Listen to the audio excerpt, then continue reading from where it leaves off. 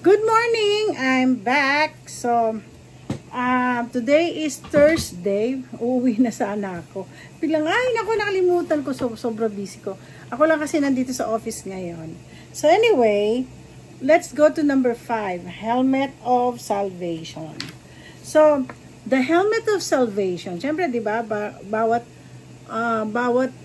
mandirigma o every soldier has as protection, which is the helmet. So, ito yung helmet of salvation.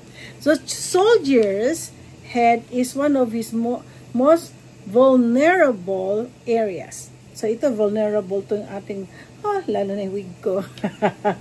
Without his helmet, one blow to the head would prove fatal. Okay, delikado yun. His helmet covered his entire head, facial area, and between the eyes. Sa mga military namin, pag nakita nyo na yung helmet, talaga naka-helmet hanggang dito. So, tapos meron pa sila ganyan. Mata na lang yata nakikita halos, kasi kailangan maprotektahan mo yung ulo mo. Kung hindi, fatal accident will come. So, his helmet covered his entire head, facial area, and between the eyes. Okay? Minsan meron silang yung parang goggles ba tawag doon? His armor would prove useless if it wasn't equipped with his helmet. Okay? So, the believer's helmet of salvation is the most crucial piece of armor for Christian. Very crucial. Kung hindi, kasi you cannot call yourself if you are not saved. You didn't accept the Lord Jesus Christ as your personal Savior and Lord. Without the indwelling Holy Spirit, yes, of course, that enters a believer at the moment of salvation. So, once you accept the Lord Jesus Christ as your personal Savior and Lord, Holy Spirit will come. Alam niyo po, ang lakas ng Holy Spirit. Lalo pag nagpe-praise and worship, nag-worship ka, mapapansin mo, bigla ka maiyak kasi makikita mo yung goodness ng Lord, yung talagang, nandiyan yung Holy Spirit guiding you. Ewan ko sa mga ibang hindi naniniwala, wala na po akong magagawa. So, sabi, all armor is useless pag wala nga yung helmet of salvation. Salvation empowers believers to fight. It protects us in our weaknesses. Without salvation, there is no victory. Correct ka dyan. Without Jesus, if I did not accept the Lord Jesus Christ as my personal Savior and Lord, siguro napariwara na ako. I am nothing. Baka nagkaroon na ako ng kurong-kurong or what. Only God, only Jesus kept me sane. Kaya yun ang sinasabi ko. Only Jesus can make me sane. So how to use the helmet of salvation? Stand on the conviction of your salvation. So, minsan may mga tao, meron nga na-interview, no? Dati na po akong Christian. Sabi niya. Na-Christian, dati na raw siya. So, ano nangyari? Nawala. Kung pag-asa ko, nandito ka na lang, tapos bigla kang bumaba. Ganon, di ba?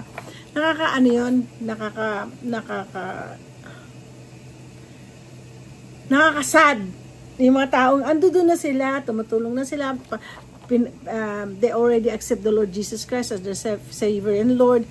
Siguro isang lang yun, isang trials, hindi niya nakayanan, iniwanan niya ang Panginoon. Sino ngayon ang talo? Ikaw, kasi iniwanan mo ang Panginoon, hindi mo alam how the Lord will restore you. Okay, when you know without a doubt that you are going to heaven, because of what Christ did on the cross. Not even death can defeat you.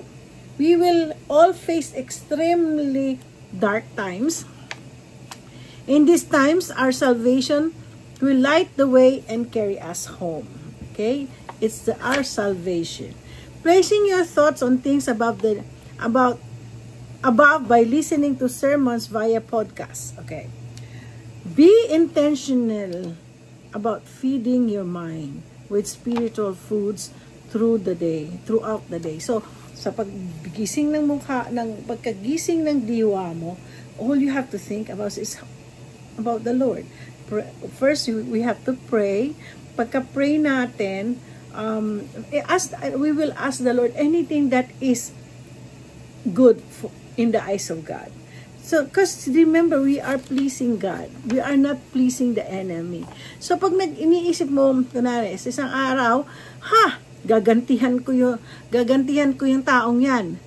Sa tingin mo, nakaka-please ka sa Lord. Right? Sabihin na lang natin sa isang araw, meron kang iinisin. Galit na galit ka. Sa tingin mo, yung hatred mo dyan, does it please God? Number one, does it please God? And sa isip mo, back of your mind, may gusto kang sisiraing tao, do you please God? Ano pa bang ibang mga dapat kong sasabihin? Ang question dyan, do you please God? Okay? Unless you don't believe in God, then, naniniwala po, hindi kayo naniniwala. Kasi if you keep on doing the things that you're doing, making people, number one kasi yung sinasabi di ba naisabi ko na sa inyo na, wag po, don't throw false witnesses against your neighbor. Imagine, ibig sabihin nun, wag nyo sisiraan yung kapwa nyo. Minsan sinasabi nyo itong katotohanan. Sa tingin, kung akong lawyer, proof. May proof ba kayo? So, nangyayari is, you're spreading words, you're spreading stories na walang proof, and other people na medyo light lang ang kanilang thinking, okay? Very light ang thinking nila, they easily be swayed. They easily can sway. At the same time also, lalo na paggalit din sila sa isang tao, they will easily believe, okay? So, minsan, ito nga po tayo. Question. Kahit na sabihin mo, galit ako sa isang tao. Pag merong isang tao nagsabi na ganito, so naninira siya. Pero ako, I have Jesus in my heart. Hindi ako maniniwala. Alam mo, marami ng tao nagsasabi sa akin, sabi ko, alam mo, sa totoo lang, I will not believe it until I've had proven it and I've seen it. Okay? Ginawa na. Kaya lang minsan mga tao nagiging sila dahil bitter at the same time envious. Doon po nag-uumpisa ang conflict ng bawat tao, 'di ba? So tayo tayo yung tinitira. Ako kasi sinasabi, marami akong mga kaibigan na tinira ka, ginawan ka ng kwento. Sabi ko, hindi, ako ngayon, dati noon nagre-react ako, ngayon hindi na ako magre-react kasi sabi ko, pagpe-pray ko na lang sila. Minsan mga iba hindi maiyaw maniwala sa akin. Hindi, sa totoo lang, pagpe-pray ko na lang sila kasi ito yung mga taong gusto ng Panginoon. Oo. Kaya lang minsan kasi tayo, naiinip tayo, gusto lang natin nakikita kung ano nangyayari doon sa tao. No, I just wait upon the Lord. And all I need to do is just be obedient to God. Okay? I need to please God. Okay? So, placing your thoughts, the things above by listening to sermon. Okay, kung gusto niyo maganda ang inyong thoughts in the morning, listen po kayo sa mga sermons, sa mga podcast, yung mga lalo na pag praise and worship, ganun. So, be intentional about feeding your mind with spiritual food throughout the day. Load up your podcast with sermons from the greatest preachers in the world. Play those podcasts every single day on the way to or from work. Alam nyo, hanapin nyo yung Motion Church, yung aking pastor, this whole year, ang kanyang preaching is about added value. Added value is added value to your characters. Kasi marami siya all biblical, of course, all biblical. Ang ganda, simple lang siya. Hindi siya yung mahaba na umiikot parang Bible study, hindi. Si Pastor Roger ang nagpipreach, talagang nakalahat kayo. Tsaka nagpapatawa pa yung aking meron pa dito, tapos na ako sa Helmet of Salvation, since meron pa akong ilang minutes. Dito tayo, number 6 is Sword of the Spirit. Yung sword. All other pieces of the soldier's arsenal are defensive weapons. but not his word. Not his sword. The sword, a gladius, was a deadly weapon in the hands of a skilled warrior.